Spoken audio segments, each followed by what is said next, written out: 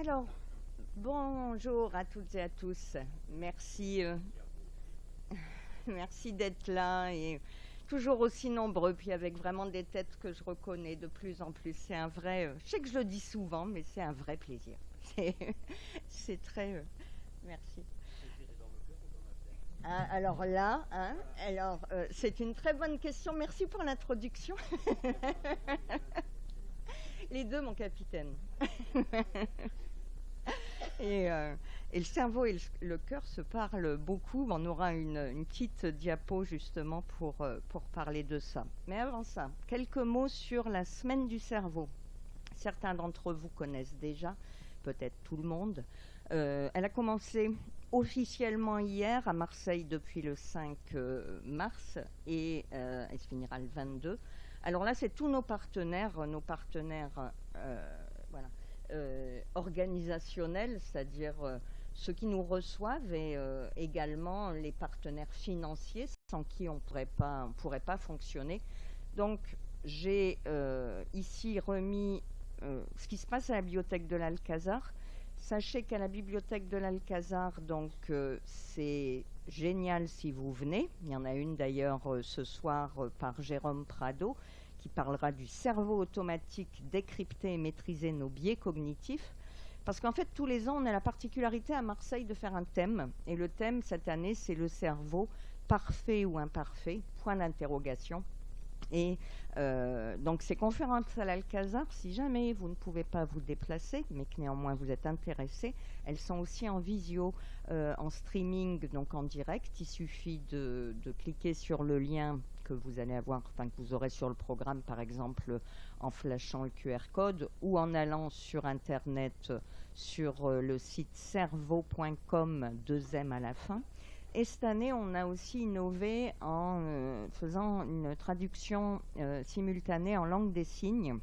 Il me semblait important de pouvoir aussi inclure ces publics empêchés, malentendants ou sourds. Et donc, là aussi, soit en direct, soit en salle, soit en direct, ces 4 conférences là sont également traduites en langue des signes. Si vous avez des connaissances qui sont concernés, n'hésitez pas à faire passer l'info.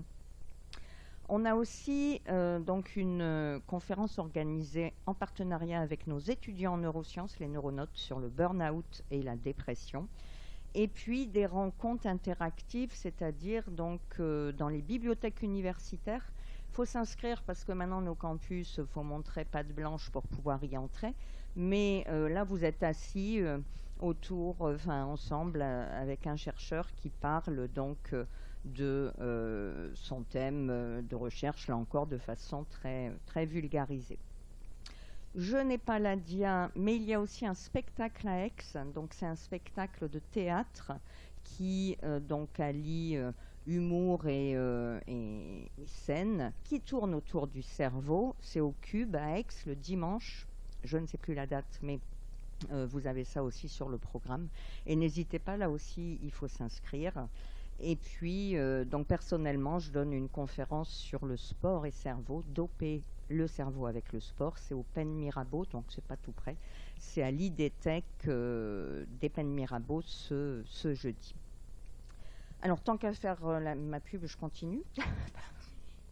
Puisque, en fait, j'ai été contactée, la petite histoire, c'est que j'ai été contactée au printemps dernier par une éditrice, comme je fais régulièrement des conférences sur l'amour, ou que j'ai écrit aussi en partenariat avec des journalistes pour Cerveau et Psycho, etc. Donc elle m'a trouvé sur Internet, elle m'a dit, vous ne voudriez pas écrire un livre à destination des jeunes sur l'amour et la science. Donc c'était un sacré défi. Je savais pas moi du tout le monde de l'édition, ce monde de l'écriture, c'est pas mon job. Et ça a été un plaisir et je trouve ce livre donc très beau, je peux le dire, parce que là j'y suis absolument pour rien. Moi je n'ai fait que les textes et il y a une illustratrice donc qui était également sur le projet et la forme de 24 questions sur l'amour. J'ai quelques exemplaires pour ceux qui seraient intéressés à la fin. Alors, si maintenant on rentre dans le vif du sujet, l'amour, il n'y a pas que la science qui s'y intéresse, hein, et bien sûr, on trouve ça dans toutes les disciplines, dans tous les arts, et il y a même un mathématicien qui a écrit Le jeu de l'amour sans le hasard, et c'est donc, vous voyez, là pour le coup, les sciences dures qui rencontrent un sentiment tel que l'amour, et donc il est maître de conférence à l'université de Lyon 1. Et l'amour, on peut le prendre de beaucoup de façons. Alors moi, je suis scientifique, je suis neurobiologique, et donc si on vient regarder ce qu'il en est d'un point de vue scientifique, donc l'approche classique de Eros, Philia, Agapé, c'est pas là-dessus qu'on va se baser. On va avoir une vision un peu plus évolutionniste, où pour l'anthropologue biologiste Helen Fisher, qui a été le premier à poser en ces termes ce concept, eh bien l'amour se décompose en 3 phases, avec comme objectif, je dirais, la nécessité pour la survie de l'espèce à travers l'accouplement et la reproduction. Donc c'est beaucoup moins romantique, hein, dit comme ça, mais c'est ce qui va nous permettre de décrypter un petit peu ce qui se passe au niveau biologique. Encore une fois, je le dis en préambule, bien sûr, ce n'est qu'une partie. Nous ne sommes pas que biologie, même si nous le sommes beaucoup.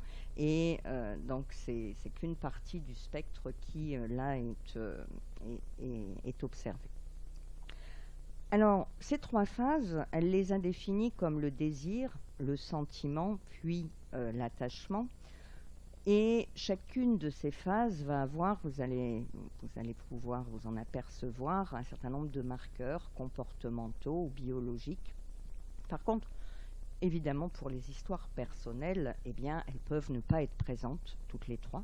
Elles peuvent aussi débuter dans un autre ordre. Quelquefois, on a un ami de longue date, et puis les sentiments naissent après des années de connaissance, d'amitié.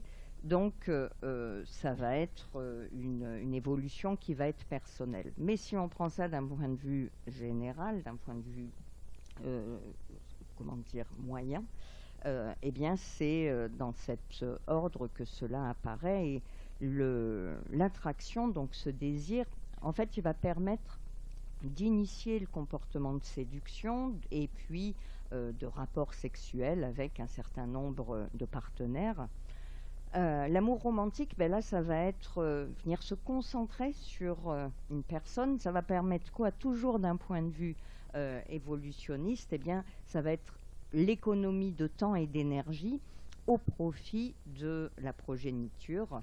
Et puis l'attachement, eh bien, ça va être cette phase où la progéniture va grandir, où le couple va pouvoir être présent pour prendre soin, pour amener les ressources nécessaires au développement donc de cette progéniture. Alors vous savez, vous connaissez certainement l'expression « l'amour dure 3 ans ». Et ça repose justement sur le fait que chez l'être humain, eh bien, c'est le bébé est celui de l'espèce animale qui est le moins autonome, hein, le petit être humain, par rapport, même si vous prenez d'autres mammifères comme les chiens, comme les souris, où lui, il ne sait pas marcher, il ne sait pas se nourrir, il y a vraiment donc un besoin de soins, d'attention permanent. Et on considère qu'à peu près à partir de 3 ans, il y a beaucoup plus d'autonomie. Alors, la première rencontre, il va y avoir tout d'abord une stimulation sensorielle. Quand on rencontre quelqu'un pour la première fois, eh bien, c'est nos sens qui vont être les premiers alertés.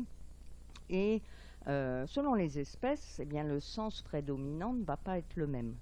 Chez l'humain, avez-vous une idée de quel va être le sens principal?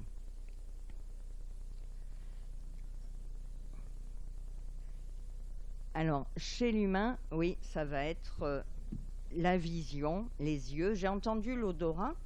Je ne sais pas si j'ai la manip dans cette conférence. Il n'est pas nul, le sens de l'odorat dans le lien ou l'attraction qui peut se faire, mais Chez l'humain, eh bien, c'est les yeux qui vont être prédominants, la vue qui est le sens principal chez nous. Chez les rongeurs, les mammifères en général, c'est souvent l'odorat qui prédomine. Alors là, dans cette expérience, en fait, les chercheurs sont venus projeter des images de différentes natures à des volontaires, et en même temps qu'ils projetaient donc ces photos, ils suivaient par oculométrie, c'est-à-dire le mouvement des yeux. Mais le mouvement des yeux très rapidement, c'est-à-dire instinctif, un peu les premières centaines de millisecondes. Et les images, les photos étaient de deux types. Il y avait des photos donc à caractère sexuel, érotique, et d'autres photos qui étaient plus à caractère sentimental, romantique. Alors l'analyse du regard donc en moins d'une demi-seconde, qu'est-ce que ça a pu donner? Eh bien ça donne ces résultats. Là vous avez ici le nombre de regards en haut et la durée des regards en bas. Et en noir, donc ça va être lorsque le regard est concentré sur le visage, et en gris lorsque le regard est concentré sur l'ensemble du corps. Et on voit que selon le type d'image, eh bien l'amour romantique va systématiquement, les photos de couple comme ça en situation de tendresse, eh bien le regard va spontanément se tourner vers le visage, et la durée du regard sur cette partie du corps va être elle aussi beaucoup plus longue. Alors, qu'est-ce qui vient intervenir quand il se passe ces premiers regards en termes de structure cérébrale? Eh bien, on va avoir des activations au niveau de structure que peut-être vous avez déjà entendu ces noms, peut-être pas. Alors, il y en a qui me disent oui, j'en suis sûre, mais le public est varié, donc je reprends un petit peu le détail. L'amygdale, qui donc est une petite structure profondément ici placée profondément dans le cerveau, qui a une forme d'amande. L'amygdale, on l'appelait le centre de la peur quand on l'a découverte, parce qu'elle s'active très fortement quand on est face à une situation donc, qui est impressionnante, qui fait peur.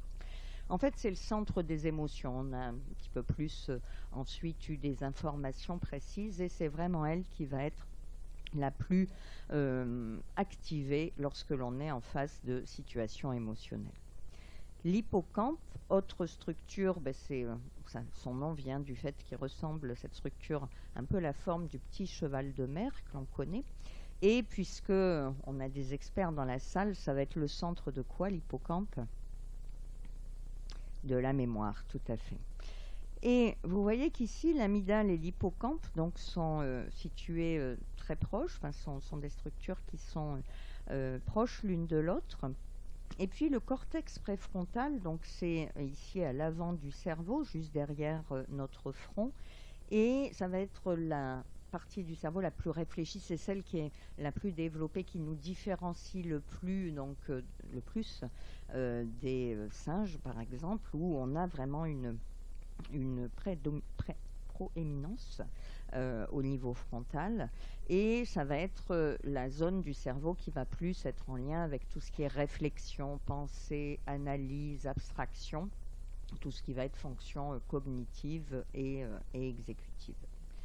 Et puis on a une autre structure qui est l'hypothalamus, et donc cet hypothalamus, vous allez le voir, va aussi être très, très important dans notre histoire. Alors, l'hippocampe ici que vous voyez donc en rouge sur la gauche, l'amygdale, donc toute petite structure là aussi donc très profonde. L'hypothalamus, donc j'ai pas parlé de ses fonctions à cet hypothalamus. En fait, c'est le centre de contrôle de tout ce qui va être hormonal, c'est-à-dire que c'est une structure nerveuse qui est localisée dans le cerveau, Après, vous avez une autre structure qui est l'hypophyse, qui va vraiment être le chef d'orchestre de toutes nos fonctions hormonales, toutes nos fonctions endocrines. Mais lui, c'est le déclencheur, on va le dire, ou au contraire, l'inhibiteur. Et il va gérer tout un tas de comportements. Donc, par exemple, c'est lui qui va être à l'origine de contrôler la satiété ou la faim. Il va aussi donc contrôler tout ce qui est fonction de reproduction et aussi tout ce qui est comportement, dont les comportements sociaux, par exemple. Et le cortex, donc je vous l'ai déjà décrit précédemment. Alors, si on vient faire un zoom sur l'hypothalamus, eh bien, cet hypothalamus est découpé, donc c'est une toute petite structure, hein, mais quand on regarde précisément, on voit qu'il est formé de plusieurs noyaux, que vous voyez ici en différentes couleurs. Et il a pu être observé qu'un de ces noyaux était plus volumineux chez le mâle que chez la femelle. C'est cette aire préoptique ici qui est 5 fois plus volumineuse chez le mâle, que ça soit chez les rongeurs comme chez l'humain. Donc évidemment, dimorphisme sexuel, on peut se poser la question, est-ce que ça vient intervenir dans tout ce qui va être comportement de reproduction? Alors qu'est-ce qu'on fait quand c'est comme ça? Eh bien on vient de façon très précise activer donc l'aire préoptique de l'hypothalamus, et lorsque l'on vient donc faire une stimulation électrique ici de cette aire préoptique chez le mâle, eh bien on observe un comportement de copulation. C'est-à-dire que le mâle va se mettre en position de monte, et quand on ne se contente jamais d'un seul résultat et on vient faire la manip inverse qui est ok, quand maintenant on vient détruire ce noyau cette aire préoptique, eh bien il y a un désintérêt complet pour les femelles. Pas pour le comportement social, c'est-à-dire qu'ils vont quand même aller les renifler, ils vont pouvoir interagir avec elles, mais il n'y a plus du tout ce comportement reproducteur. Chez la femelle, quand on vient comme ça, soit stimuler, soit détruire ce noyau, ça ne bouge absolument rien. Par contre, la femelle, je vous ai dit, ou peut-être pas encore, je ne sais plus, que c'était le noyau ventromédian, toujours dans l'hypothalamus, qui était plus volumineux chez la femelle que chez le mâle.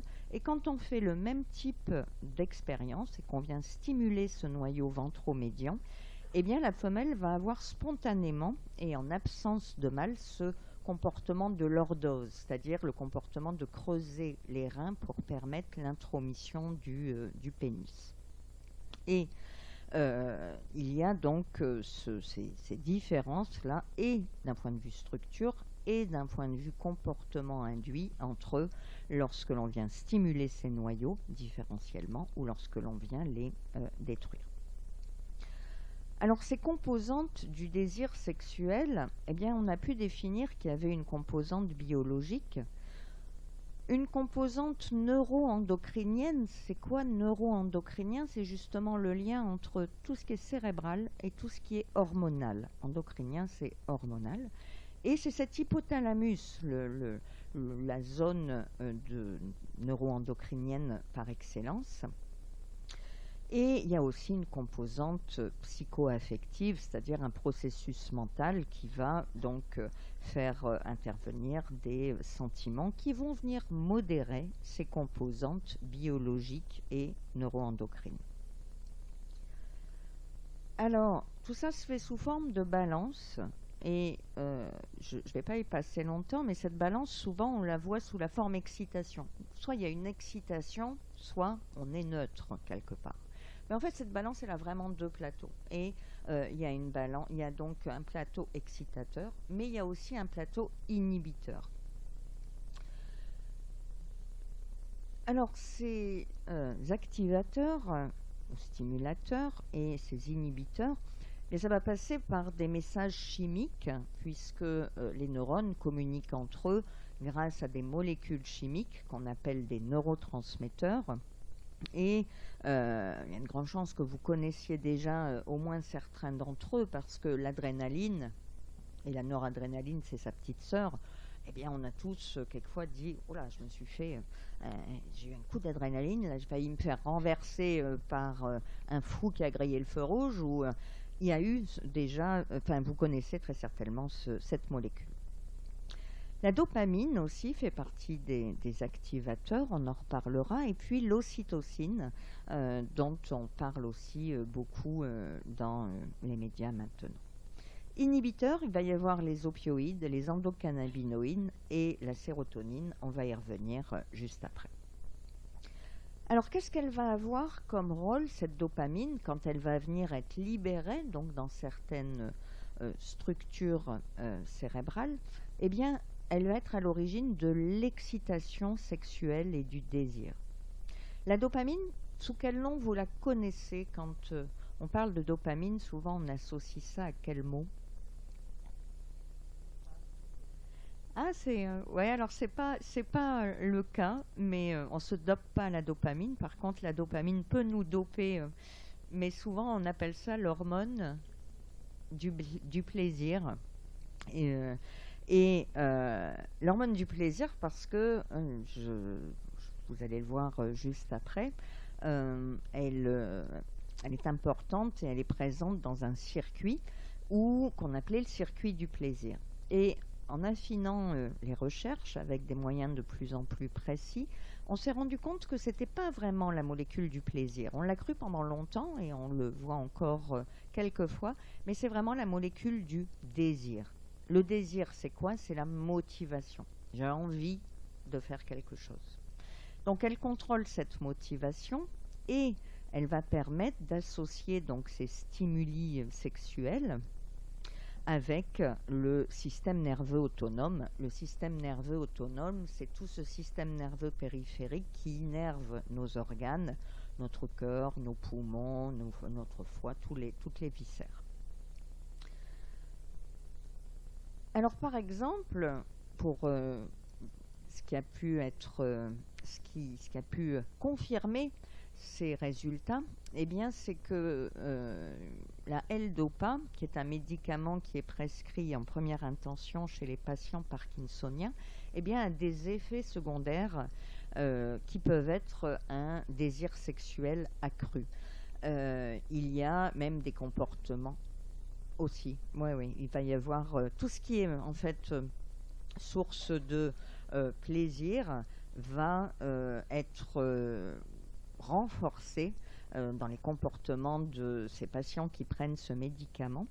Et alors pourquoi est-ce que l'on vient donner de la L-Dopa aux Parkinsoniens? Alors la L-Dopa, c'est le précurseur de la dopamine, c'est-à-dire la molécule juste avant.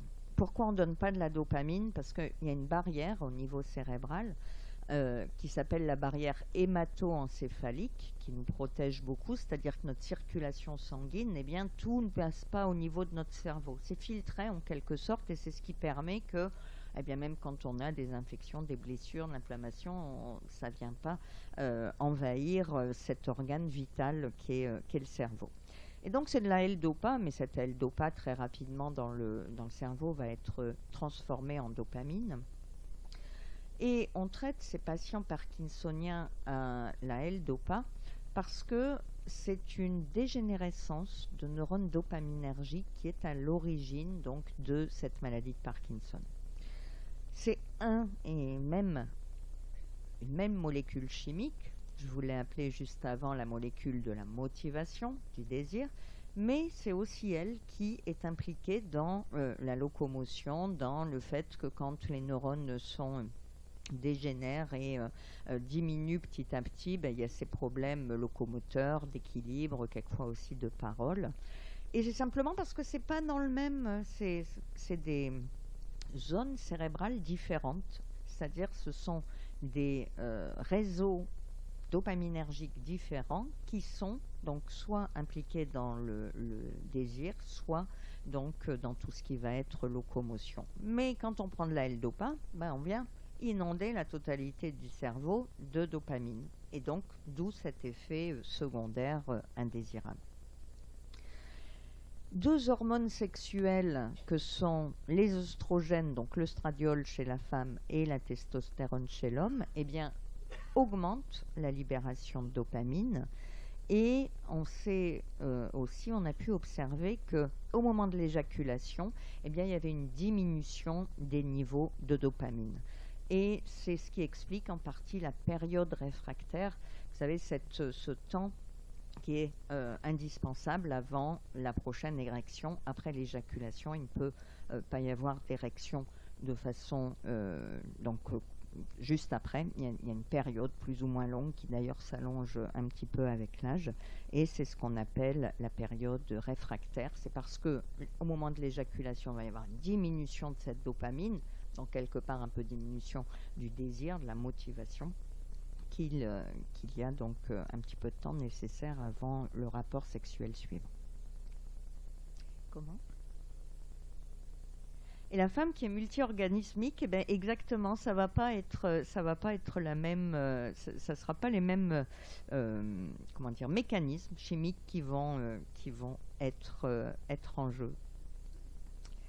Mais la femme, c'est beaucoup plus difficile à étudier le plaisir chez la femme, et il y a des pistes, hein, ça y est, on commence depuis qu'en fait il y a une obligation maintenant de faire des recherches systématiquement chez les deux sexes.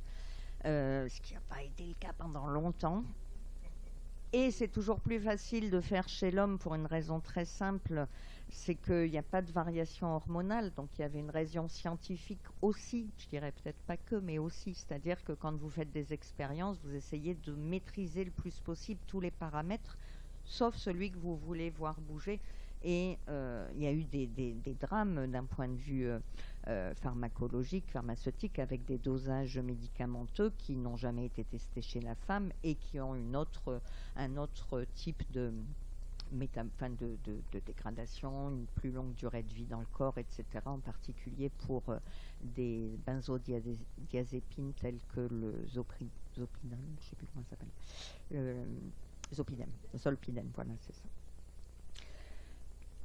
Et oui, et donc la libido chez la femme, c'est un peu une digression, mais je trouve que c'est important de le dire, parce qu'il peut y avoir dans la vie, à tout âge, mais encore plus quand on avance dans l'âge, des problèmes de libido qui, vous le savez certainement avec la petite pilule bleue, a été quand même bien pris en charge chez l'homme, à savoir que ce Viagra ne fonctionne que s'il y a quand même mentalement une envie de la partenaire. C'est pas que mécanique, mais en tout cas la libido chez la femme, eh bien des recherches sont prometteuses, et c'est plus complexe. C'est notre type de molécule qui s'appelle la kispeptine qui est un peu défaillante, je dirais, mais il faut maintenant que l'industrie pharmaceutique s'en empare. Les recherches fondamentales existent, sont vraiment bien avancées. Voilà. Après, y a-t-il vous savez comment c'est, on arrive dans des après domaines plus de rentabilité ou de... Donc je ne sais pas ce que ça donnera, mais en tout cas, la science a avancé sur ce domaine. Et puis les neuroleptiques, donc il y en a un certain nombre qui sont des inhibiteurs de la dopamine, donc au contraire pour venir faire diminuer cette molécule, eh bien, ont comme effet secondaire de justement diminuer la libido. Pas tous. Là aussi, c'est-à-dire que, vous savez, souvent, quand on doit être traité comme ça, il y a quand même toute une gamme de médicaments disponibles, quelquefois pour la même indication, et sans que quelquefois on comprenne très bien pourquoi, mais en tout cas, les molécules qui vont avoir des mêmes mécanismes d'action, donc là, les neuroleptiques, par exemple, vont pouvoir avoir un effet secondaire chez une personne, donc là, on parle de la baisse de la libido, et puis, pas chez d'autres, et par contre, un autre neuroleptique n'aura pas cet effet secondaire, et c'est pour cette raison souvent on se concentre sur la pathologie principale, et bon, le reste c'est accessoire, tant pis. Non, parce que la santé c'est vraiment global, quoi, et donc je pense qu'il faut le savoir et pouvoir en discuter avec son médecin si nécessaire.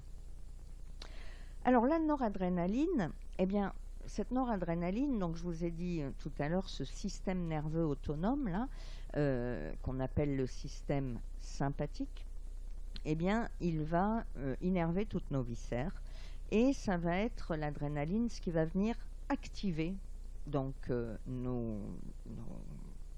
notre cœur, nos poumons. Quand vous faites un effort, vous allez vous mettre à courir, votre cœur va battre plus vite, vos poumons, vous avez un rythme respiratoire plus élevé. C'est parce que l'adrénaline fait ce job. Et donc, elle va contrôler l'excitation, la vigilance et puis aussi l'apprentissage. Et là aussi, eh bien, on a pu voir d'un point de vue médical que lorsque des patients étaient traités par des hypertenseurs tels que la clonidine, eh bien, ça venait inhiber l'éjaculation et inhiber aussi la réponse vaginale, c'est-à-dire la lubrification, donc suite à cette diminution de la noradrénaline, puisqu'un hypertenseur, ça va être justement de venir diminuer cette activité excitatrice. Les inhibiteurs, les opioïdes. Alors, les opioïdes, ça vous fait penser à quoi? À l'opium. En effet, c'est des molécules qui sont de la même famille, la même classe que l'opium. Alors, l'opium, on s'en sert depuis des millénaires, hein. Et il se trouve que nous fabriquons des opioïdes, donc des molécules qui sont de la famille de l'opium. Et il faut savoir que dès qu'une molécule va avoir exogène, donc va avoir une action sur votre comportement, sur votre corps, c'est qu'il existe des récepteurs dans notre cerveau, si là on reste au niveau cérébral, parce que sinon la molécule, elle n'agit pas. Et des récepteurs, ça veut dire qu'ils vont recevoir quoi? Un signal, c'est un signal chimique. Tout à l'heure, je vous ai parlé de dopamine, de noradrénaline. Pour agir, ces molécules, eh bien, il faut qu'elles rencontrent leur récepteur et c'est quand elles vont se lier à ce récepteur que ça va entraîner toute une série d'activations. Alors, les opioïdes, ben, c'est eux, maintenant qu'on sait être les molécules du plaisir. C'est-à-dire que c'est ces opioïdes qui vont être à l'origine de ce qu'on appelle la gratification, donc le plaisir. Ils sont libérés pendant l'orgasme chez l'homme, chez le râle pendant l'éjaculation et pendant les phases de copulation. Ça a été montré ça chez les rats, les rats femelles. Même histoire, endocannabinoïdes. Ça vous fait penser à cannabis. Bah oui, endo, parce que c'est notre propre corps, nous-mêmes, qui fabriquons des molécules cannabis-like. Alors, cannabis, c'est une plante, c'est pas une molécule. Vous savez peut-être que la molécule active, c'est le THC, un peu le CBD aussi, mais dans un autre niveau. Et on fabrique des molécules qui sont proches de ce THC et qui viennent activer les récepteurs qui s'appellent des récepteurs CB1, peu importe.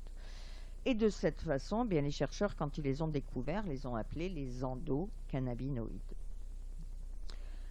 Alors, les endocannabinoïdes, pour ceux qui ont été ou qui sont peut-être encore fumeurs de joint, on sait que ça a tendance à plutôt endormir, apaiser. Ça va être à l'origine, ces endocannabinoïdes, d'une certaine sédation. Ça va être un anxiolytique un peu naturel. Et d'ailleurs, il neutralise l'activation du stress. Je parle là d'un point de vue biologique, hein, endogène. Ces endocannabinoïdes, eh bien, viennent diminuer l'axe du stress. Et globalement, ils vont être impliqués dans tout ce qui est sédation post-orgasmique. Et la sérotonine, elle va être donc autre molécule chimique, neurotransmetteur. Donc peut-être vous avez déjà entendu parler parce qu'elle est un petit peu perturbée dans tout ce qui va être dépression, maladie psychique. Et dans ce cas-là, donc cette sérotonine, eh bien, va être à l'origine d'une satiété, de la détente, d'épanouissement, et elle va avoir comme effet d'inhiber la dopamine. Il faut savoir que dans notre corps, on a à chaque fois donc des systèmes régulateurs, c'est-à-dire il y a un circuit qui s'active, eh bien il va y avoir ensuite remise à niveau, au niveau de base de ce circuit. Et ici, ça va être grâce à la sérotonine qui vient inhiber cette dopamine. D'autres neurotransmetteurs, juste pour les spécialistes, qui vont être aussi importants dans tout ça, mais qui ne sont pas spécifiques dans ce cas-là, ces deux neurotransmetteurs, je veux quand même les citer parce que c'est ce qu'on a de plus dans le cerveau. C'est le glutamate et le GABA. Donc ça va être le GABA qui va être inhibiteur et le glutamate qui va être excitateur et qui vont venir là aussi pouvoir déclencher tel ou tel système. Alors je vous ai dit depuis tout à l'heure, la dopamine, avant c'était la molécule du plaisir, maintenant on sait que c'est plus la molécule du désir. Et pourquoi on l'a appelée molécule du plaisir au départ? Eh bien, c'est quand on est venu découvrir un circuit qui s'appelle le circuit de la récompense. Alors, pour la petite histoire, pour les curieux, vous pourrez aller sur Internet tout à l'heure et voir comment il a été découvert. C'est un exemple de sérendipité, ces chercheurs-là, là, dans les années 50, au milieu des années 1950. Eh bien, n'étaient pas du tout en train d'étudier ce plaisir, mais c'est Miller et Oates, certains d'entre vous connaissent l'histoire parce que je l'ai déjà raconté, eh bien, qui ont mis à jour ce circuit. Donc, il va y avoir différentes zones, vous voyez ici, alors les noms, c'est des petits noms qui ne sont pas nécessaires d'être retenus, mais c'est l'aire tegmentale ventrale, le noyau accumbens, ici donc en bleu, en orange, et également donc ce cortex préfrontal qui, quand on va être donc dans une action gratifiante, c'est-à-dire une action où un comportement donné est venu engendrer du plaisir, eh bien ce système s'active.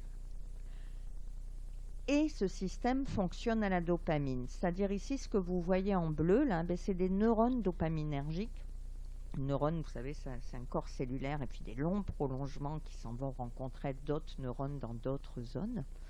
Et donc, pourquoi, alors que c'est des neurones à dopamine, alors que je vous dis que c'est le circuit de la récompense, le circuit du plaisir, eh bien, pourquoi cette dopamine, au final, on a pu découvrir que c'était plus l'hormone du désir, c'est que quand vous faites un comportement qu'il va vous engendrer du plaisir, qu'est-ce que vous allez faire? Recommencer, on est bien d'accord. Pour recommencer, il faut qu'il y ait quoi? D'accord, vous avez fait un comportement, ça vous engendrait du plaisir, et il faut le retenir. Parce que si jamais c'est pas enregistré quelque part, ok, vous avez eu beaucoup de plaisir, mais vous n'avez pas associé donc les deux. Et c'est pour ça que l'hippocampe dont je vous parlais tout à l'heure, eh bien, est super important. Et d'ailleurs, pour la petite histoire, ce circuit-là, avec cet hippocampe qui vient enregistrer le lien entre tel comportement et le plaisir associé, eh bien c'est à la base de l'apprentissage. Ça pourrait être tout à fait un autre thème, mais c'est ce même circuit qui va être très important dans tout ce qui est apprentissage. Alors, une petite vidéo pour vous faire voir un petit peu en images tout ce que je vous ai raconté.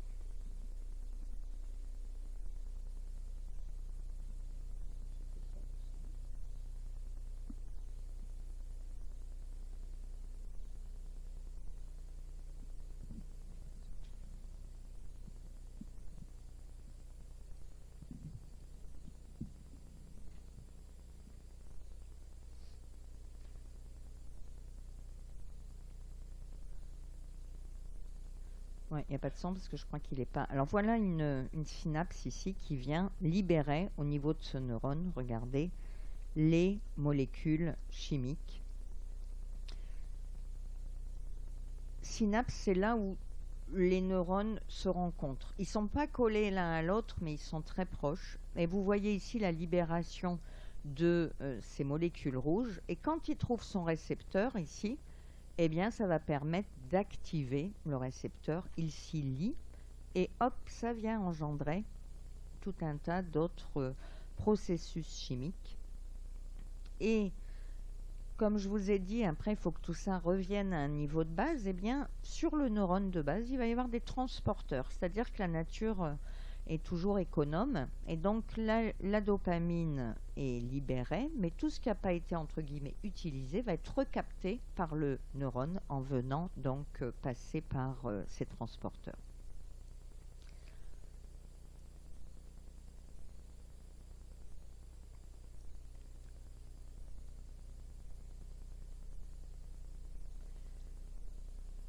Donc ça, c'était pour la première phase là, du désir, de la motivation. Et vous avez vu qu'Hélène Fischer a ensuite défini la deuxième phase comme l'amour romantique, donc être en amour, comme disent les Québécois. Eh bien, c'est quoi? Ça va être en lien avec un individu en particulier, où on va avoir donc un regain d'énergie, une attention très soutenue vers une personne et une seule, avec même quelquefois des pensées assez obsessives envers la personne aimée. Et on va être dans ce cas-là avec des neurotransmetteurs impliqués qui vont être l'adrénaline, la dopamine, la sérotonine, des neurohormones dont je n'ai pas encore parlé, l'ocytocine et la vasopressine. Mais ces neurohormones, on les retrouve aussi dans la phase du désir. Donc, quand on a vu que cette chimie était quand même très proche entre cette phase du désir et cette phase romantique, des chercheurs se sont posé la question si c'était désir ou amour, on pouvait voir une différence ou pas du tout. Alors ils sont venus regarder donc dans des conditions expérimentales où ils venaient mettre les individus, donc les volontaires, dans une situation donc de désir ou dans une situation d'amour romantique et regarder l'activité donc de leur cerveau. En bleu se trouvent les régions qui sont activées dans le cadre du désir sexuel. En rouge, les régions cérébrales qui sont, elles, activées dans des situations amoureuses. Et on retrouve en termes de zones, donc les zones qui sont ici représentées, eh bien c'est l'hypothalamus, le noyau accumbin, c'est l'aire tegmentale ventrale, je vous en ai parlé juste avant, qui font partie du circuit de la récompense. L'amygdale, je vous ai dit, le centre des émotions, et puis cet hippocampe, donc, voilà, exactement, qui permet de mémoriser tout ça. Et ce qu'on a pu voir, eh bien, c'est que l'amour et le désir sexuel, il y avait des zones qui étaient concordantes, c'est-à-dire qui étaient les mêmes, et également certaines autres zones qui étaient spécifiques, soit à l'un, soit à l'autre. Alors, l'ocytocine et la vasopressine, je ne vous en ai pas encore parlé. Je ne sais pas si vous connaissez leur rôle, parce que maintenant, il est plus diffusé dans les médias, le rôle de l'ocytocine. Vous avez déjà entendu comment elle s'appelle, cette ocytocine? Voilà, vous avez l'hormone de l'amour. Souvent, on l'appelle l'hormone de l'amour ou l'hormone de l'attachement. Mais madame, comme vous le dites, au départ, et ça on le sait depuis plus de 100 ans, eh bien cette hormone, elle est importante. Donc elle va être, les neurones à ocytocine sont localisés dans un noyau de l'hypothalamus, dont on a déjà parlé, et viennent se projeter leur axone au niveau de ce qu'on appelle la neurohypophyse. Donc, ce qu'ils vont venir libérer, ça va se retrouver dans le sang. Et leur action, eh bien, c'est que cette ocytocine, elle est très importante au moment de l'accouchement, parce que c'est elle qui permet de déclencher les contractions utérines, et également qui permet l'excrétion du lait juste après la naissance. Donc l'allaitement, elle ne va pas produire le lait, ça va être la prolactine, une autre hormone, mais elle va permettre l'excrétion du lait. Et la vasopressine a un rôle sur la fonction rénale, en particulier sur la réabsorption de l'eau au niveau du rein.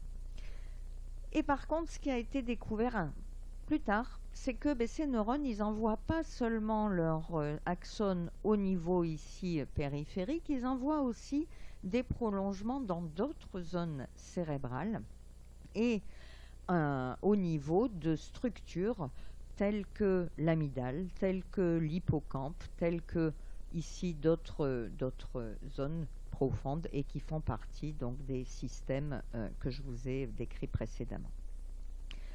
Tout ça, on l'appelle le système limbique et qui est impliqué donc fortement dans différents comportements et les émotions. Alors ces deux petites sœurs, la vasopressine et l'ocytocine, elles sont très très proches d'un point de vue chimique. Et donc comme je vous le disais, l'ocytocine est impliquée dans l'accouchement, dans l'allaitement. On sait aussi qu'elle est très impliquée dans l'attachement mère-enfant, dans le lien entre la maman et son bébé qui se crée donc quand tout va bien dès les premiers instants de la vie. Alors là, pour le coup, le comportement paternel a été beaucoup moins étudié, mais il y a eu des recherches donc un petit peu plus tardives, mais qui ont été réalisées aussi, et elle est impliquée aussi dans le comportement paternel, et même chez les grands-parents. C'est-à-dire que chez les grands-parents, on fait l'expérience très simple de mettre des bébés, dont leur petit-fils ou leur petite-fille. On leur dit, prenez dans les bras celui-ci, qui est un inconnu, prenez dans les bras le vôtre, et on voit l'ocytocine qui augmente quand c'est le petit-fils ou la petite-fille qui est prise dans les bras. Donc c'est une hormone très puissante dans ces liens familiaux. Elle diminue aussi l'anxiété, c'est une molécule un peu anti-stress, et donc elle diminue la dépression. Et puis un grand nombre de rôles dans tout ce qui va être comportements sociaux, donc sociabilisation déjà, des choses comme l'altruisme, comme l'empathie, comme la confiance en l'autre. Eh bien, on a pu montrer par différents types d'expériences qu'elle était également impliquée. Et puis, bien dans l'attachement amoureux également, donc je vous ai parlé tout à l'heure, je ne sais plus si je l'ai dit spécifiquement pour l'ocytocine, mais elle va être activée au moment de l'érection, au moment de l'orgasme, lors du plaisir donc ressenti. Et puis également, il a pu être mis en évidence qu'elle était importante dans la formation du couple et dans la fidélité. Alors, formation du couple et fidélité, vous allez me dire, waouh, là, on va loin quand même hein, pour une hormone. Donc, qu'est-ce qu'on fait quand c'est comme ça? Je vous l'ai dit tout à l'heure, l'amour, il y a une composante biologique. J'espère que je vous aurai convaincu à la fin de cette conférence. Mais il y a aussi plein d'autres composantes, n'est-ce pas? Et pour s'affranchir de ça et être en train de venir se focaliser sur la biologie, qu'est-ce qu'on fait? Eh bien, on utilise des petits animaux de laboratoire. Et ces petits animaux de laboratoire, eh bien, ils nous en ont appris beaucoup. Alors, je vais essayer de remettre le son. Ben non, pourtant, parce que là, pour le coup, il y a le son, mais... Donc c'est un reportage sur donc où j'ai été conseillère scientifique c'était pour Canal+, pour la chaîne Planète Plus, je crois. Et ils sont vraiment allés interviewer des gens dans sa spécialité. Et là, j'ai fait un petit extrait sur cette chercheur qui étudie donc deux espèces de rongeurs particuliers que sont les campagnols des prairies et les campagnols des montagnes.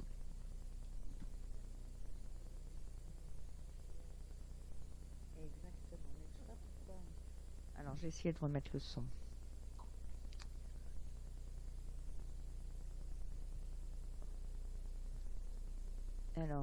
ce son. Pourtant là il est... Tac, tac, tac. C'est moi qui... Bah non, normalement.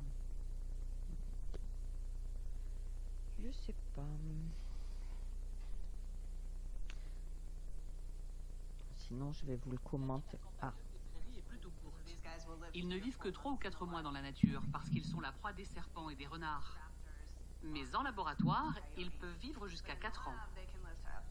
Quoi qu'il en soit, ils aiment se trouver un partenaire. Ils restent avec lui toute leur vie, en continuant à faire des petits.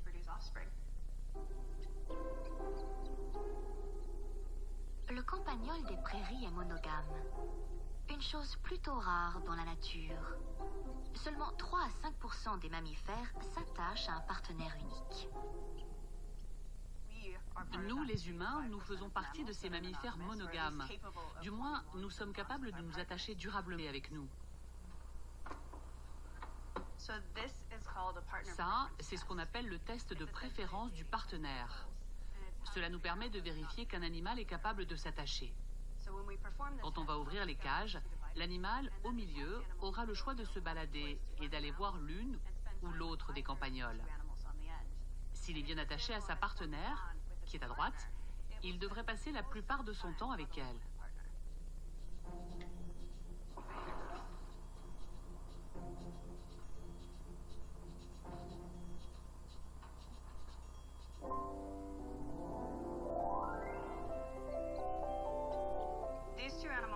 Ces deux-là sont en couple, vous voyez? Ils passent du temps à se renifler le derrière et à se faire la toilette. C'est comme quand vous allez dans un bar avec votre petite amie. Vous restez la plupart du temps avec elle et pas avec quelqu'un que vous ne connaissez pas. L'une des raisons pour lesquelles... Campagnol des prairies, partenaire fidèle de son cousin polygame. En apparence, rien du tout. Mais c'est dans leur cerveau que les scientifiques ont trouvé une différence essentielle. On a appris beaucoup en comparant le cerveau du campagnol des prairies à celui du campagnol des champs. Et on a vu que l'espèce monogame avait beaucoup plus de récepteurs à 2 hormones chimiques. Pour valider cette hypothèse, la scientifique a bloqué, à l'aide d'un produit chimique, les récepteurs à l'ocytocine et à la vasopressine dans le cerveau de ce campagnol des prairies, d'ordinaire fidèle.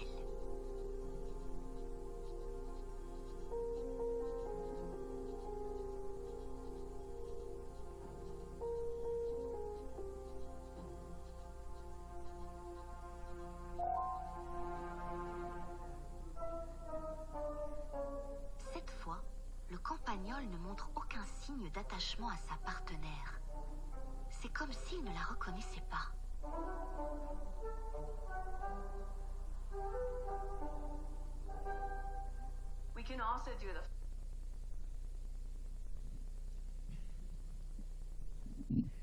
Voilà, donc vous voyez que c'est vraiment dans les petits animaux de laboratoire, là, ces expériences. Oups. Et c'est ce que vous voyez ici sur ces graphes, c'est les résultats expérimentaux qui vous ont déjà été racontés. C'est-à-dire qu'une fois, donc ici, on met le campagnol avec soit une femelle donc avec laquelle il a déjà cohabité, soit une femelle étrangère, et on voit que le temps passé est équivalent. Par contre, une fois qu'il y a eu copulation, c'est-à-dire que après la première copulation, eh bien, il n'y aura plus d'intérêt pour l'étranger, comme vous avez vu dans la manip, là, sur le film, et tout le temps pratiquement sera passé avec la partenaire.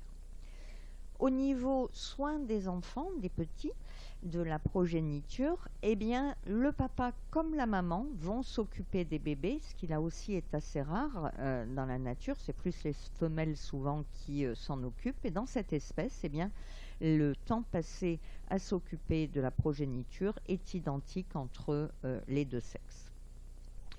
Alors là, vous avez donc les réactions d'agressivité qui ont été observées. Donc, si vous mettez un mâle en contact avec une femelle qu'il n'a jamais vu, il n'y aura pas de comportement d'agressivité. Si c'est avec la femelle avec laquelle il a déjà copulé, il n'y aura pas de comportement d'agressivité. Par contre, une fois que le couple a été formé et qu'on lui présente une autre femelle, eh bien, Monsieur Campagnol va être agressif envers cette femelle inconnue. Et encore plus si c'est un mâle qui lui est présenté.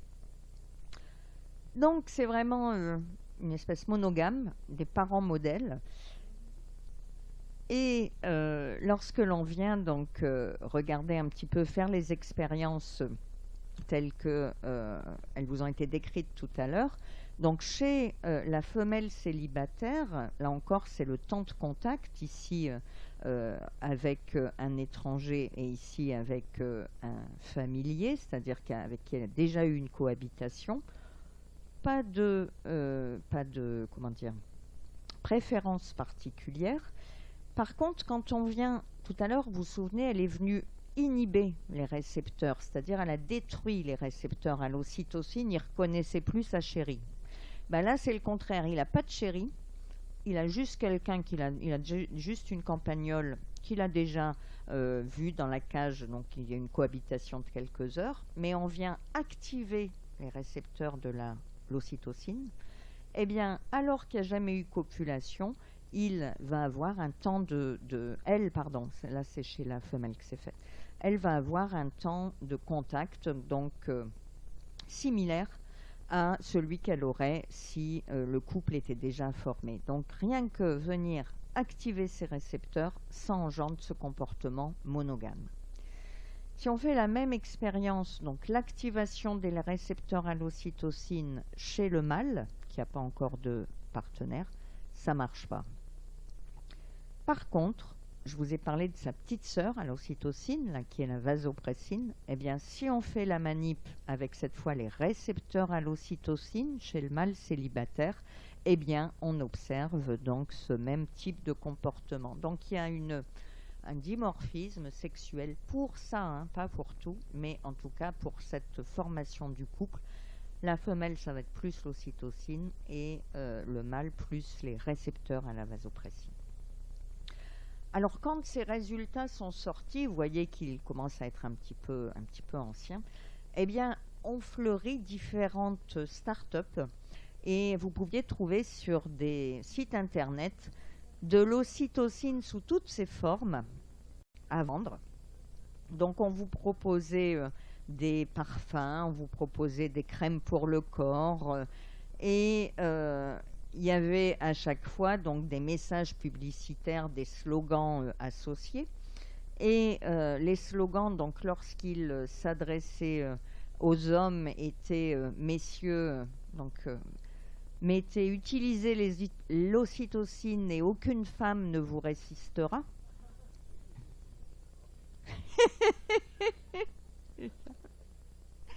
Et le slogan n'était pas le même pour les femmes. Ah non, pour les femmes, c'était pas « Mesdames, utilisez l'ocytocine, vous allez tous les faire craquer », pas du tout. C'était « Mesdames, utilisez l'ocytocine et votre mari restera fidèle ». Quand on réfléchit un petit peu, il y a encore un certain chemin à parcourir, je dirais. Voilà. Je crois que ça c'est un petit peu, voilà, ça n'est plus très en vogue actuellement parce que il y a eu un certain nombre de communications sur le fait que non, vous pouviez prendre des bains à l'ocytocine autant que vous voulez, ça marche pas. Non. Alors juste pour vous faire une petite focus sur le fait que la recherche avance tout le temps. Eh bien, est sorti en février 2023 un article publié dans une revue prestigieuse qui s'appelle Neurone et où ces chercheurs sont venus montrer que même s'ils enlevaient le récepteur à l'ocytocine, eh bien, ils arrivaient à former des couples chez le campagnol. Alors là, ça a été... tous les journalistes sont venus interviewer les scientifiques en disant, oh là là, mais alors du coup, il n'y a rien qui est bon là, dans tout ce qui est montré depuis des années et des années, il faut tout mettre à la poubelle. Alors non, il ne faut pas tout mettre à la poubelle. Ça a été fait dans des cas particuliers. Ça veut dire pas mal de choses. Ça veut dire qu'il faut toujours être prudent quand on vient donner un certain nombre de conclusions. Là, j'ai été assez générale parce que eh bien, c'est l'objectif quand même de prendre du recul sur tout ça. Mais voilà, c'était fait sur des embryons et non pas sur des adultes. Il y avait des conditions particulières. Par contre, ça montre quoi? Ça montre que, eh bien, biologiquement, on a très certainement des systèmes de substitution, je ne sais pas si on peut les appeler comme ça, mais même quand une voie importante pour toutes ces fonctions, pour tous ces comportements qui, je vous le rappelle, sont vitaux, hein, il en va de la survie de l'espèce, de cette reproduction. Eh bien, très certainement, reste à découvrir des systèmes compensateurs qui sont peut-être moins efficaces ou un peu silencieux quand l'ocytocine fait son job, mais qui, grâce à cette recherche qui est tout à fait bien faite et qui est très intéressante, eh bien, qui remet un petit peu en cause le fait d'être trop définitif, mais ça ne remet pas pour le coup quand même en cause tout ce qui a été montré précédemment. Alors je vous disais tout à l'heure que quand je ne sais plus de quoi on parlait, du cœur ou du cerveau, et on a pu observer, donc je vous ai parlé beaucoup de cerveau, et je vous ai dit quand même l'adrénaline, c'est elle qui vous fait avoir le rose aux joues, le cœur qui bat plus vite et des papillons dans le ventre quand on retrouve son amoureux ou son amoureuse.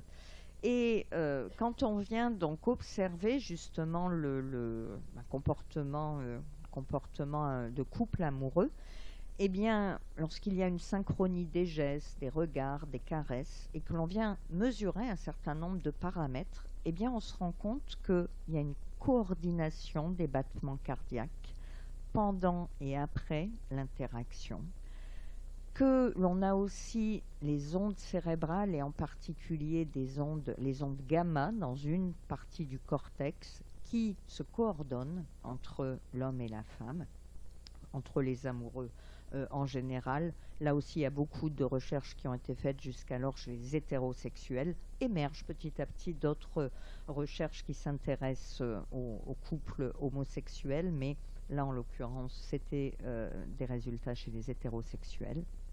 Et puis, il y a aussi un ajustement hormonal, c'est-à-dire qu'il va y avoir une coordination des niveaux d'ocytocine entre les amoureux. Alors, la synchronie de ces amoureux, justement, on est venu regarder si elle avait une particularité par rapport à des échanges avec des amis proches. Donc, il y a 22 couples hétérosexuels amoureux qui ont été recrutés et 22 duos d'amis. Et on est venu mesurer leur activité cérébrale avec une technique qui n'est pas de l'IRM fonctionnel dont on parle très souvent, mais qui est une technique donc, qui est un peu plus mobile. L'appareillage, bon, c'est un petit peu moins précis ce qu'on obtient comme résultat, mais c'est un équipement plus léger, moins cher, que l'on peut faire donc, sur des personnes qui ne sont pas coincées dans un aimant, dans l'IRM. Et donc on est venu observer quand les deux se touchent ou quand les deux se parlent. Donc que ce soit pour les couples d'amoureux ou pour le duo d'amis. Qu'est-ce qu'on voit? Eh bien, on voit quand c'est le toucher, c'est-à-dire qu'il y a un contact physique entre deux amoureux, eh bien, c'est des zones du cerveau qui s'activent et ça va être des zones différentes chez la femme et chez l'homme. Quasi en même temps, elles vont s'activer, mais pas dans la même zone. Alors, peu importe leur nom, c'est encore des mots barbares, mais ces deux zones donc, sont spécifiques du toucher. Par contre, quand les personnes se parlent, eh bien, ce sont d'autres zones du cerveau qui vont se synchroniser et qui vont permettre donc de transmettre des informations plus complexes. Avec cette particularité, donc vous avez ici ces activations cérébrales chez des couples ou chez des amis, et lorsqu'ils se touchent ou lorsqu'ils se parlent. Vous voyez que ici, chez les amoureux, ça va être une activation qui va être beaucoup plus forte lorsqu'ils se touchent, alors que chez les amis, ça va être une activation cérébrale plus forte lorsqu'ils se parlent. Donc il y a cette synchronie, cette spécificité où le toucher, et je ne sais plus si je le redis après dans une autre diapo, donc je préfère le dire maintenant.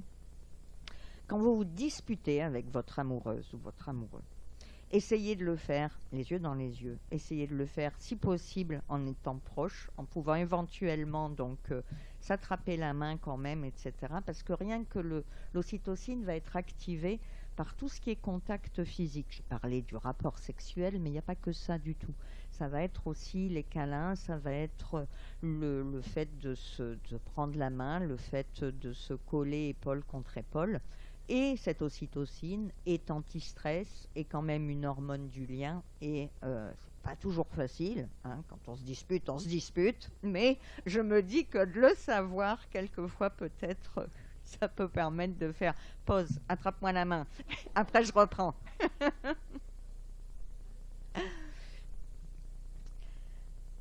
Alors, cette ocytocine et l'amour, justement, est-ce que au niveau des couples, il y a une différence. Là, ce qu'ils sont venus regarder, les chercheurs, c'est les niveaux d'ocytocine sanguin. Donc, ils faisaient des prises de sang sur deux groupes. Ils avaient recruté des célibataires et puis des amoureux, et ils avaient eu l'idée de voir, quand on est amoureux tout au début, là, au bout d'un mois de relation, et puis ils leur ont demandé de revenir 5 mois après pour voir comment ça a évolué dans le temps.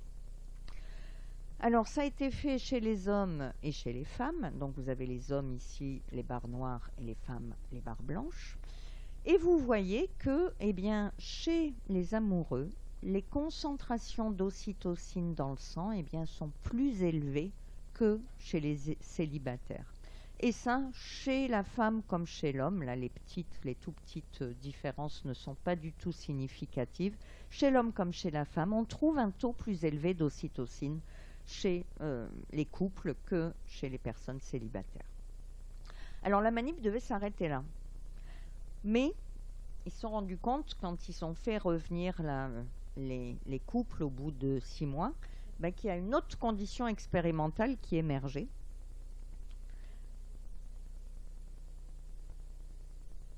Ils ont fait revenir les couples au bout de 6 mois.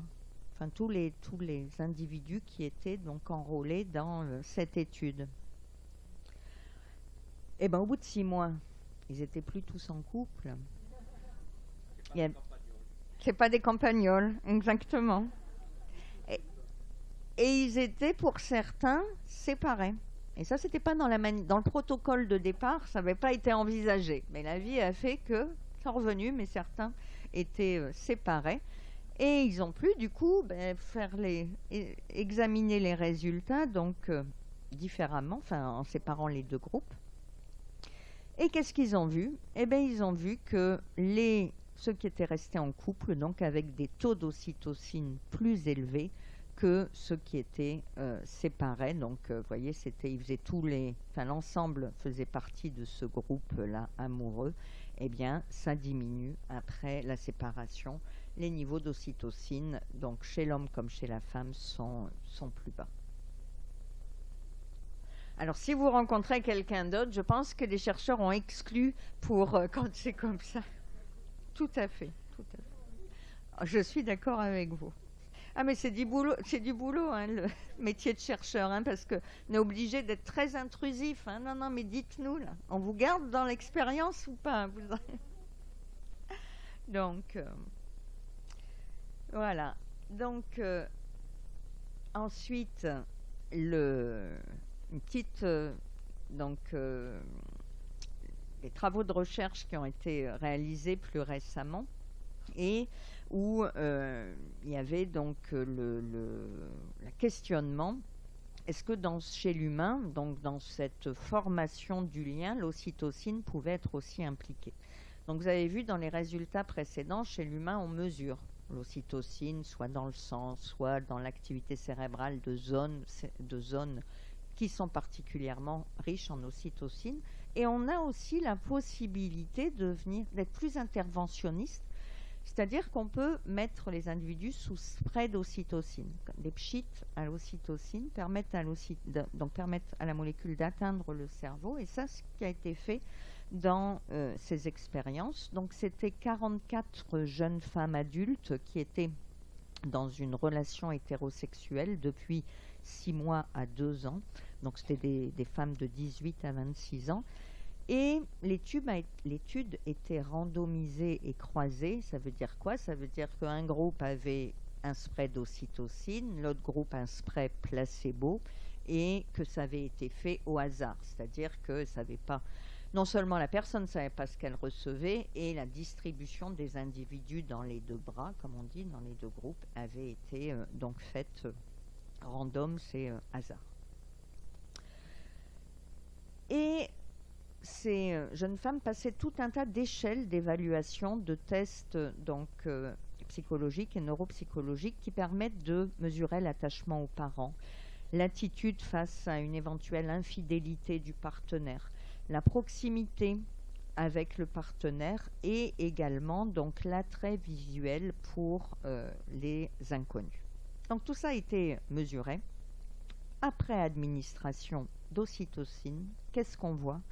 Eh bien, on voit que les paramètres mesurés qui permettent de révéler l'attachement à la mère ont montré une diminution, et également le niveau d'intérêt que ces jeunes femmes portaient à des inconnus. C'est une manip très simple, hein. Vous projetez des photos d'hommes, là en l'occurrence, et vous demandez à la jeune femme de 0 à 10 comment vous attire, quel est le niveau d'attirance que vous ressentez pour cette personne. Eh bien, il y avait un certain désintérêt pour ces inconnus, c'est-à-dire que l'attrait visuel était diminué, et il y avait aussi une diminution de l'attachement, du lien à la mère. Donc en fait, l'ocytocine, ce que disent ces résultats, en tout cas, ils tendent vers la conclusion que l'ocytocine renforce l'attachement au partenaire en émoussant un peu l'intérêt pour les autres hommes, et également l'attachement pour les proches. Là, en l'occurrence, c'était testé chez la mère. Et ça, c'est vrai quand on est surtout en début de relation. C'est-à-dire que c'est vraiment dans les débuts de la relation qu'on observe ces résultats. Après, quand le couple est donc ensemble depuis un petit peu plus longtemps, eh bien, ces différences ne sont plus visibles.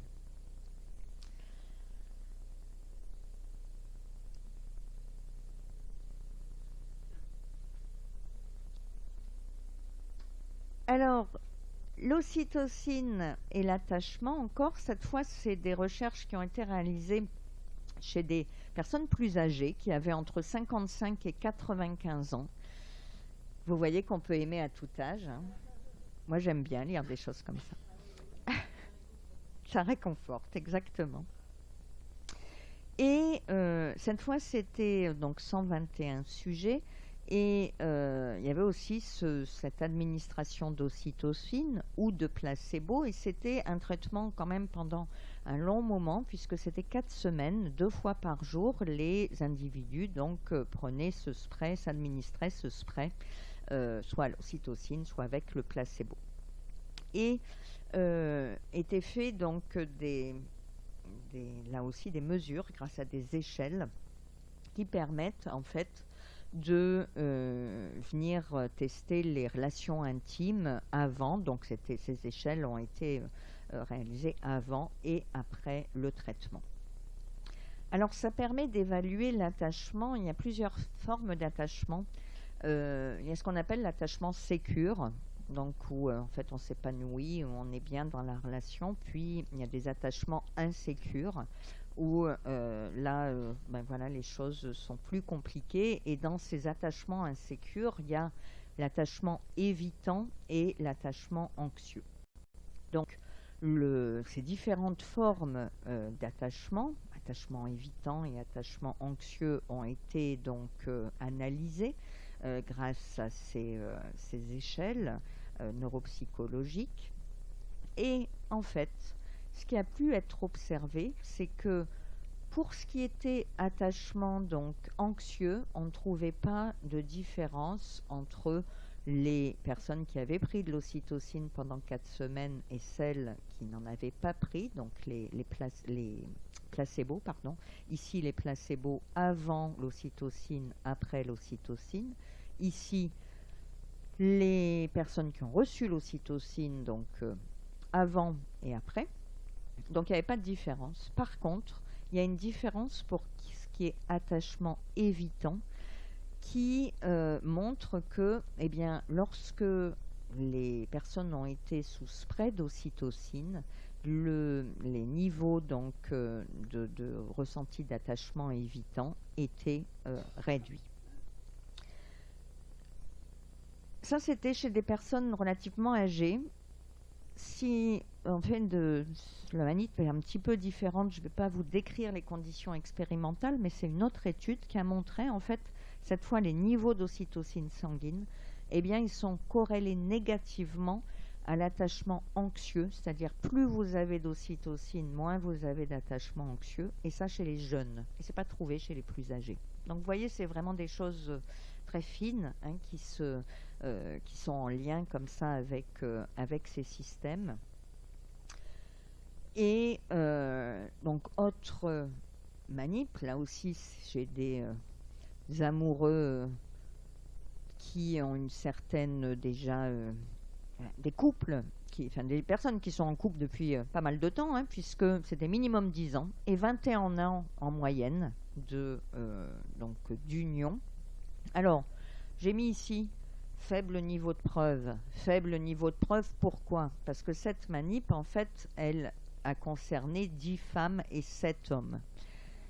C'est des expériences qui sont complexes à réaliser.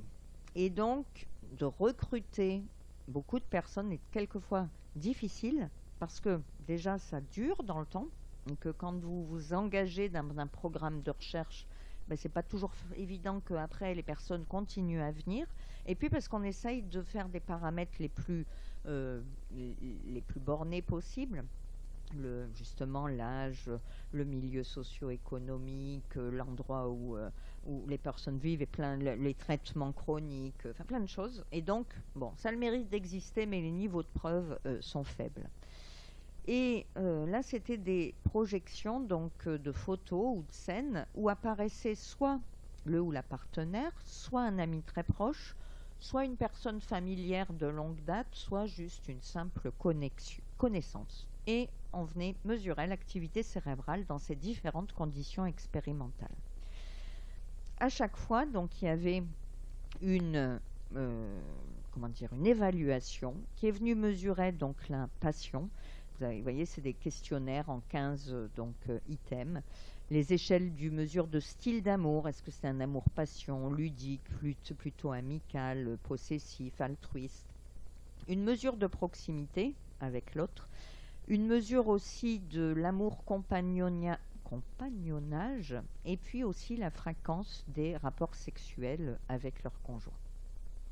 Alors tout ça a été donc mesuré pour à chaque fois avec le partenaire, l'ami proche, la personne familière ou la simple connaissance, et les scores émotionnels donc sont cotés, c'est-à-dire il y a un certain nombre de résultats quantitatifs associés à chacune de ces échelles.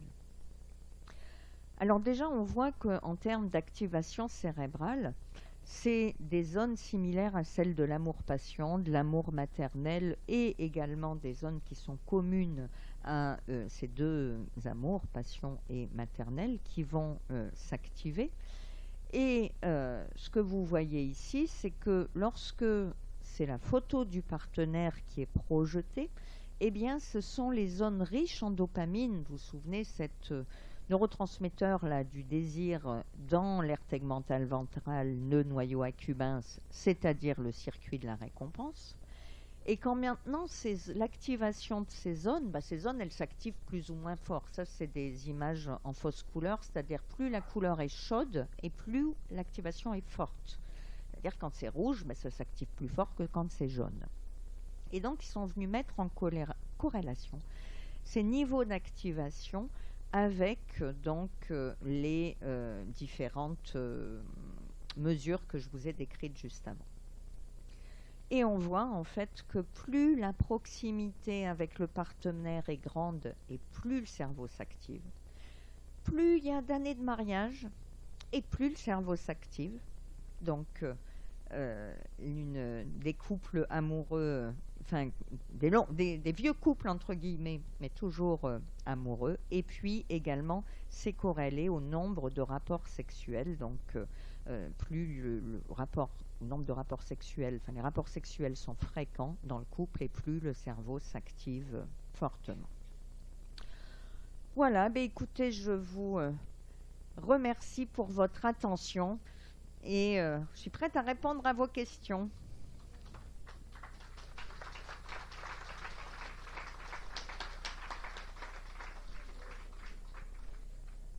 Est-ce qu'on peut retrouver votre conférence par mail ou par UTL?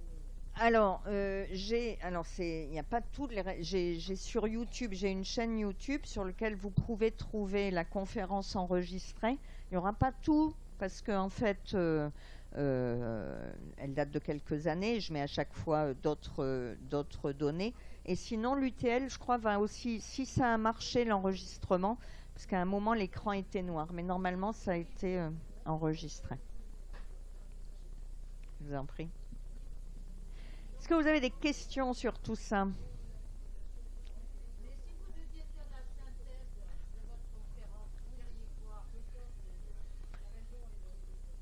Alors, la synthèse, je dirais quoi? Est-ce dans le cerveau ou dans le corps? Il n'y a pas de dichotomie, c'est-à-dire ça c'était à l'époque de Descartes où on voyait l'esprit et le corps, il n'y en a pas. En fait, c'est en lien vraiment. Le cerveau régule tout. De toute façon, le cerveau, c'est le chef d'orchestre de tout. Mais il parle avec le corps. Et vraiment, il y a des signaux, et ça aussi, les signaux corporels, la capacité que l'on va avoir à ressentir soit nos battements cardiaques, soit notre respiration, soit notre faim, etc. Ça s'appelle l'interoception. C'est un nouveau sens. Sachez qu'on n'a pas que 5 sens. Je ne sais pas si vous le savez, mais c'est bon pour vos petits-enfants, les 5 sens, la maternelle, les primaires à la limite. On en a beaucoup d'autres. Et donc l'interoception est un sens qui permet justement au cerveau de venir enregistrer de façon inconsciente ou consciente, parce qu'on peut aussi réfléchir, tiens, mon cœur bat vite, etc. Et c'est aussi la base d'ailleurs de certaines activités telles que la méditation ou telles que la respiration contrôlée ou autre. Et donc ces signaux interoceptifs vont venir agir sur notre cerveau au niveau de ces zones un peu profondes qui sont très, on va dire, sentimentales, mais aussi au niveau de notre cortex préfrontal, donc qui est plus réfléchi, qui est plus en analyse. Donc beaucoup de choses se passent dans le cerveau, mais le corps est aussi indispensable et vraiment il faut se rendre compte qu'il n'y a pas, la santé, ce ne peut pas être que cérébral, je dirais, si on n'a pas de problème particulier évidemment, si on souffre d'une pathologie, mais sinon pour rester en bonne santé et pour vivre de façon la plus épanouissante possible, c'est vraiment tout un système il y a le psychologique, il y a le neuronal, il y a l'endocrino, il y a l'immunologie aussi, il y a le microbiote aussi. Tout ça va avoir, donc là je parle d'un point de vue psychique et d'un point de vue donc bien-être mental. Tout ça intervient, et vraiment intervient fortement, et du coup c'est complexe, c'est quelquefois difficile, mais c'est vraiment les recherches émergent de plus en plus, où découper les choses et c'est manquer, c'est vraiment manquer certaines informations qui sont primordiales.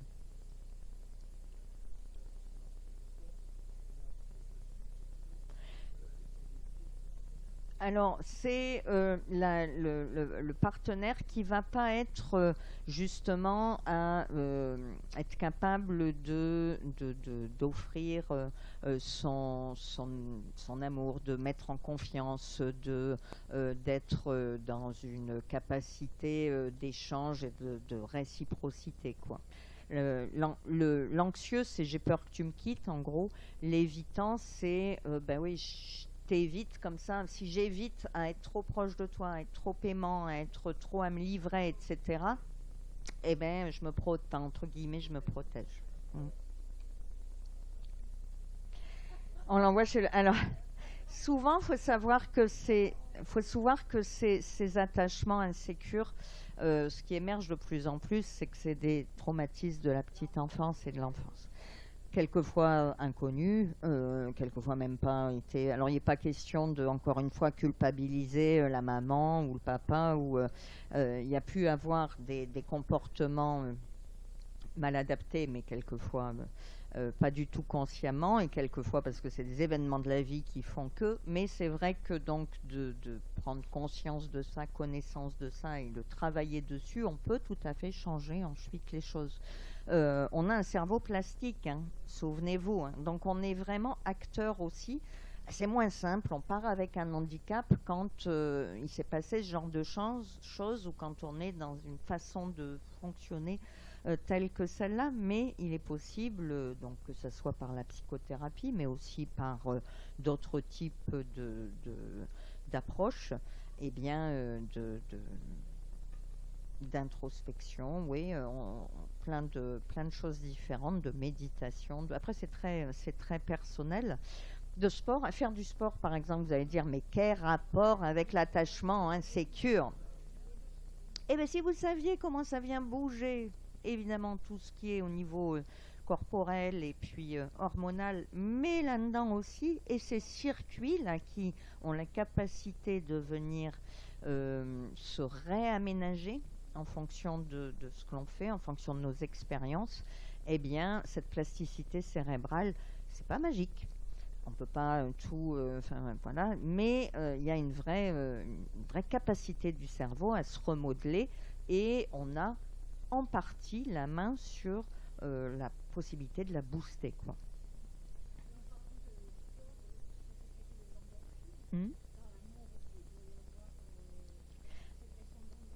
Oui, alors c'est vrai que je ne l'ai pas citée parce que elle est dans toutes ces études, c'est pas là qu'elle est le plus étudiée, mais c'est une hormone aussi que justement quelquefois on appelle l'hormone du bonheur. C'est celle qu'on sécrète environ après 20 minutes d'activité sportive. Il faut du temps, quoi, pour qu'elle soit libérée. Et tout à fait, oui. Il y a aussi, c'est un cocktail chimique bien plus vaste que ce que je vous ai pu vous décrire. Simplement là, ça va être ce qu'il y a le plus majeur, quoi. Mais sinon, beaucoup. Les endorphines aussi agissent. Oui, madame.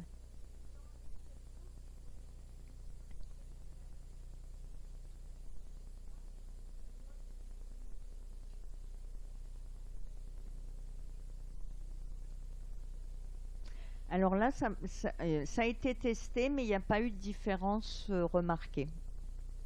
C'est-à-dire qu'il n'y a pas eu de différence qui est ressortie. Il n'y a pas de...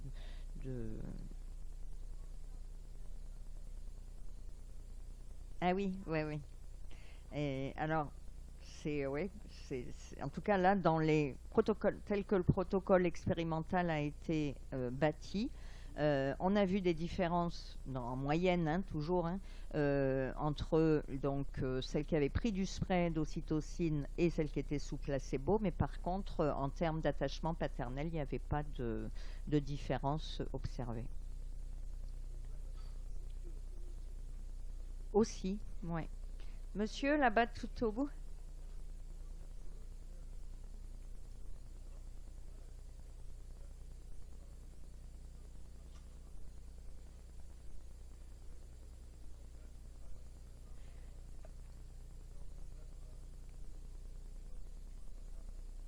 Alors, c'est une très bonne question. C'est pas les mêmes molécules du tout, donc elles n'ont pas la même taille. Il y en a une, c'est une monoamine et l'autre c'est un peptide, l'ocytocine est un peptide. Et la grosse question c'est est-ce que l'ocytocine passe la barrière hémato-encéphalique? Et donc par le spray nasal, en fait, c'est une voie qui permet il y a une porte d'entrée, je dirais, c'est-à-dire qu'à ce niveau-là, il n'y a pas cette barrière hémato-encéphalique.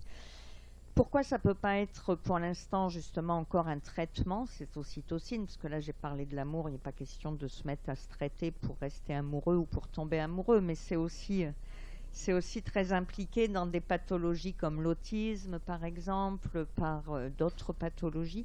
Parce que cette molécule, elle passe, l'ocytocine, quand elle est administrée par le nez, elle passe la barrière, mais elle a une durée de vie très courte et on ne sait pas bien quelle quantité passe exactement. Comme on est chez l'humain, on ne peut pas investiguer non plus, enfin faire des choses trop invalidantes, invasives, merci.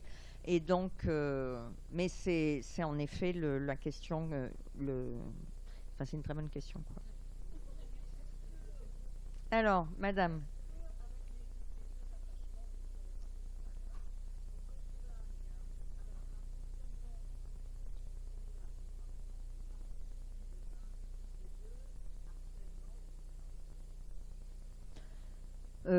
J'ai pas trop compris votre question. Oui.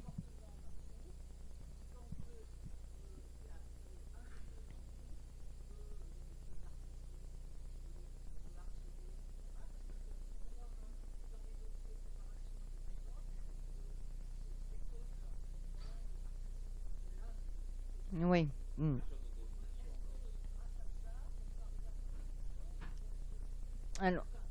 Alors je ne sais pas si ça a un lien ou pas, en tout cas, parce que là, j'étais plus en train de parler de l'attachement qu'a la personne, enfin, je ne suis pas en train de regarder ce qu'elle reçoit comme attachement ou comme traumatisme, mais ce qu'elle est elle-même, quoi.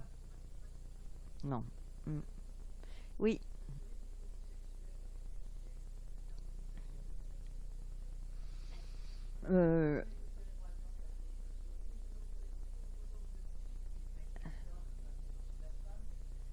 Oui, mais non, en fait, l'amour, qu'il soit hétérosexuel ou homosexuel, est tout aussi compliqué et c'est pas plus facile. Je veux dire, mais, non, mais en fait, ce que je vous ai montré là, comme ça va être chez les deux. Donc, si on est chez deux hommes, ça va être l'air préoptique chez les deux hommes qui vont s'activer.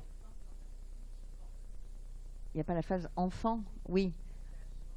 Ah oui, mais on peut être amoureux, etc., sans être... Non, il y a des choses qui se font, par exemple, sur l'odeur. Je vais devoir libérer la salle, je crois, donc je ne vais pas pouvoir vous raconter, mais sur l'odeur des manips où on vient faire respirer de la sueur axillaire qui sent rien du tout, mais des cotons qui ont été prélevés... eh bien, on peut voir si la personne est hétérosexuelle ou homosexuelle, dans le sens où le cerveau s'active. Quand c'est une personne homosexuelle, le cerveau s'active plus quand il respire des effluves d'une personne du même sexe que d'une personne hétérosexuelle. Ouais, voilà. Mais alors pour finir, l'homosexualité, bien sûr, n'est pas une maladie, n'est pas une différence génétique ou une... mais je crois que ça vaut toujours le coup de le dire parce que quelquefois il reste des idées comme ça qui traînent, qu'il faut savoir combattre. Je vous remercie, messieurs, dames. Au revoir. Oui, pour ceux qui sont intéressés, j'ai quelques exemplaires que vous pouvez acheter, oui. Alors, c'est 11 €. Tout exactement, c'est 10,95, mais je n'ai pas de 5 centimes. Ah ben merci.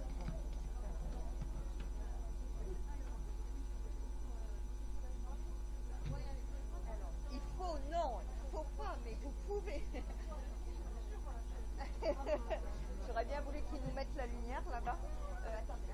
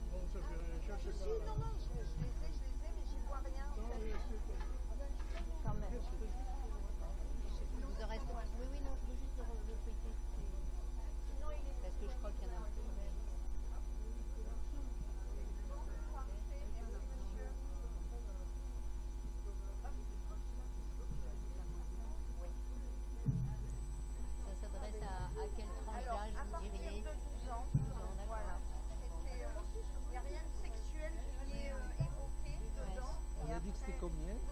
C'est 11 euros. 11 euros. Alors, Je sais pas. Attention. Parce que j'en ai pas pour moi.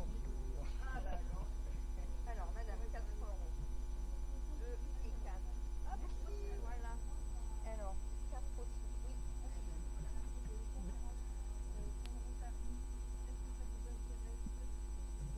Si vous n'avez pas, c'est pas grave. C'est 4 euros, je vous dois. Oui, non, je ne sais pas. Oui, mais... Avec plaisir. Ah bon.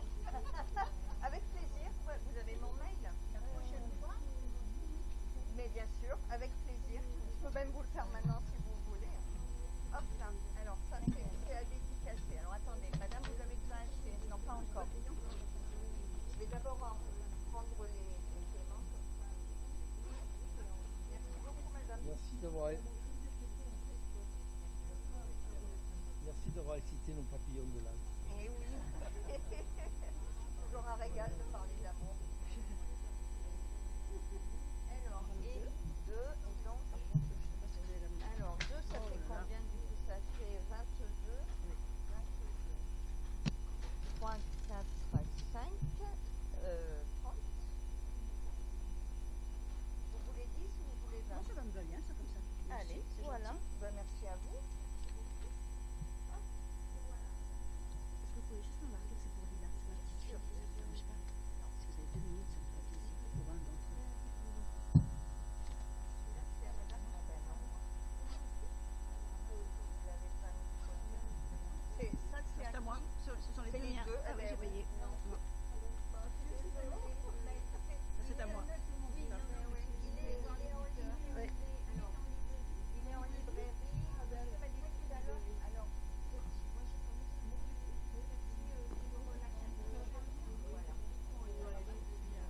mais sinon, vous le trouvez à la FNAC en ligne. Et normalement, il l'avait à la FNAC, mais je crois qu'il n'y a plus d'exemplaires. Ah bah écoutez, si c'est ça, je suis ravie. Je vais prendre un stylo. Ah bah sport, il faut venir m'écouter jeudi.